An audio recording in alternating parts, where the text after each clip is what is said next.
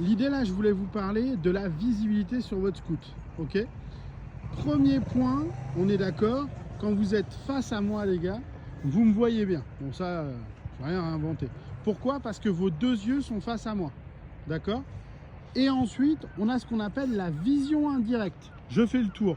Donc là, hein, regarde Lucas, regarde Cole. Là, tu vois, je vais me placer, reste bien la tête devant. Tu vois?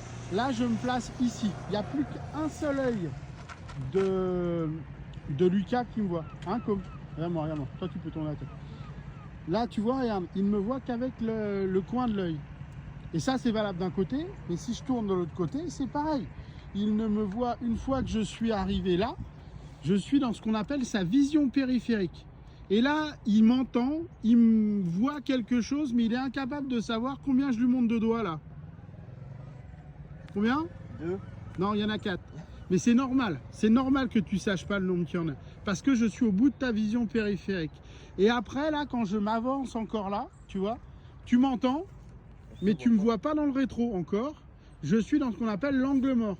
Et quand vous tournez à droite, les gars, par exemple, bah, Lucas, ce qu'il faut que tu fasses, c'est que tu tournes la tête vers moi. Tourne la tête vers moi. Et tu vois, en une fraction de seconde, il va avoir l'information. Si je suis prêt, si je suis loin, si je suis dangereux, rapide, tout ce que tu veux, il l'a tout de suite.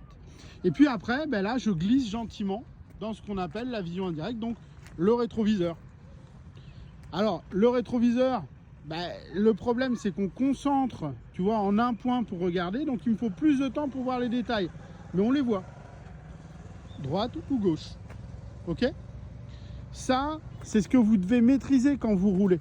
C'est-à-dire que vous devez maîtriser ce qui se passe devant, mais aussi grâce au rétroviseur, à chaque fois que vous freinez, avant de taper dans les freins, il faut regarder ce qui se passe derrière. Est-ce qu'il y a une personne? Est-ce qu'il est loin? Est-ce qu'il est prêt? Est-ce qu'il est rapide? Tu vois ce que je veux dire? Et pensez bien que vous vous arrêtez, par exemple, comme là, vous êtes arrêté dans la circulation. D'accord? Eh bien, il faut vous dire, au moment où vous redémarrez, si vous voulez tourner à droite ou à gauche, le clignotant ne donne pas la priorité. Le clignotant, c'est juste une information pour les gens qui vous croisent ou qui vous suivent. D'accord? Donc, vous voulez tourner à droite, il y a une bande cyclable sur le côté, j'ai mis le clignotant à droite, mais si un vélo, il est dans la bande cyclable, il est prioritaire. Hein. D'accord? Donc, je laisse passer, et puis je passe.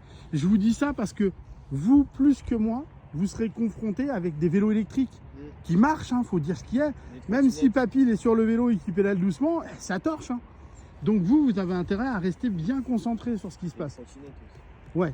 Bah, tout ce qu'ils appellent ces nouveaux, toi, trottinette, vélo électrique, tous ces trucs-là, il faut rester attentif.